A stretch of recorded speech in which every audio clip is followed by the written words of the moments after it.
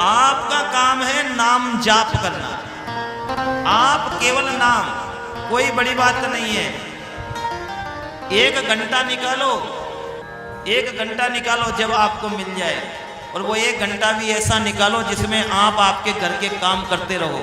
अपने घर के काम करो, लेकिन ये खोपड़ी खाली रखो, बस इसमें भगवान का स्मरण है। तत्काल चमत्कार, तत्काल आप भगवान का नाम लेने का प्रयास कीजिए। आपके गुरु ने जो नाम जाप दिया है उसको लीजिए। अगर उसको भूल गए, कई लोग तो ऐसे हैं भूल भी जाते हैं, अगर भूल गए तो तत्काल पुनः उनके पास में जाइए, उनसे नाम जाप लिए।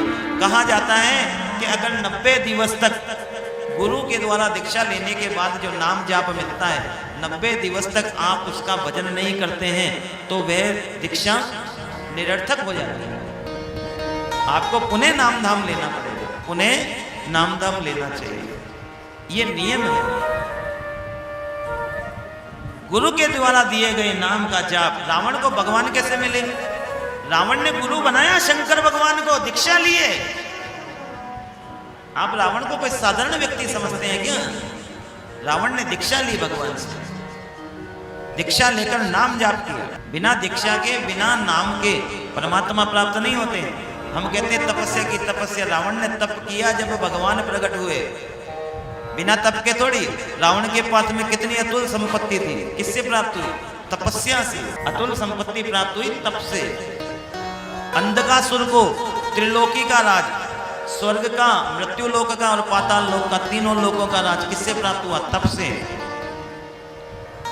बिना तपस्या से कुछ नहीं मिलता। पार्वती मैया ने खुद ने कहा कि तब से ही ब्रह्मा ने सृष्टि रची, तब से ही ब्रह्मा जी ने सृष्टि रची, और तब से ही विष्णु भगवान ने सृष्टि का पालन किया, और तप के बल से ही भगवान शिव इस सृष्टि में लोगों का संहार करते हैं। ये सब तप के बल पे होगा, ये सब तप के बल पे होगा। कल ये अध्याय आएगा, जब आप लोग सुनो। बिना तप के कुछ नहीं होता। संसार में तप होना अनिवार्य है। जितना तप होगा उतना ही अधिक कार्य बनता चला जाएगा, ये सच्चाई है। तप से ही संसार के सारे कार्य बनते हैं, इसलिए तप करना सीखो। गुरु से केवल दीक्षा लेकर मात्र एक जगह बैठना ये कोई उचित नहीं है। आप गुरु से दीक्षा लो, लेने के बाद में उसका जाप करो। 1 माला नियम की रोज करो, 1 माला, 1 माला नियम की, नियम केवल 1 माला का, और जाप 100 माला का, नियम 1 का।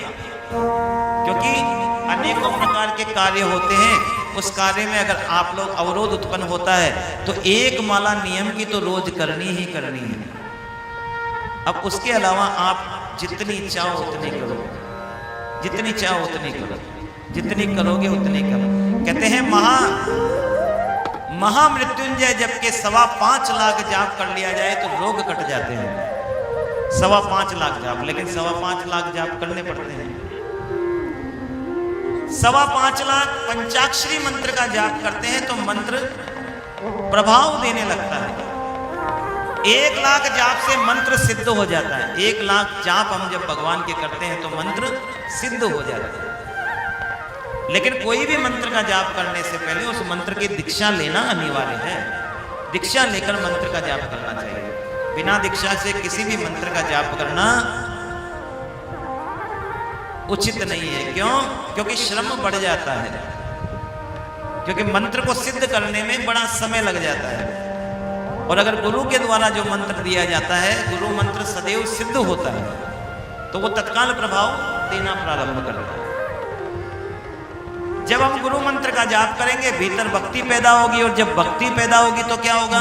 भक्ति से उत्पन्न क्या होगा? ज्ञान। जब ज्ञान उत्पन्न होगा तब विज्ञान पैदा होगा। ज्ञान से क्या उत्पन्न होगा? विज्ञान। हम सभी जानते हैं कि पानी में बिजली है, जानते हैं ना? पानी में बिजली है, लेकिन कोई बना सकता है? नहीं बना सकते। क्यों? क्योंकि हम जानते हैं, हमें ज्ञान तो है लेकिन अनुभव नहीं है। अगर आप किसी बच्चों को पूछेंगे, बोले घी कहां से निकलता? बोले दूध से। लेकिन क्या बालक दूध से घी निकाल सकता है? नहीं निकाल सकता। क्यों? उसे ज्ञान नहीं है। लेकिन जब वो धीरे धीरे अभ्यास करेगा तो वह इस क्रम को जान जाएगा। तो इन 7 कदम के आधार पर चलकर हम परमात्मा को प्राप्त कर सकते हैं। गुरु दीक्षा से जो नाम प्राप्त होता है, नाम से ही मैंने बताया, नाम से ही रावण ने भगवान को प्रसन्न किया, नाम से ही उनसे फल प्राप्त किए और नाम के प्रभाव पर ही ये संसार चल रहा है।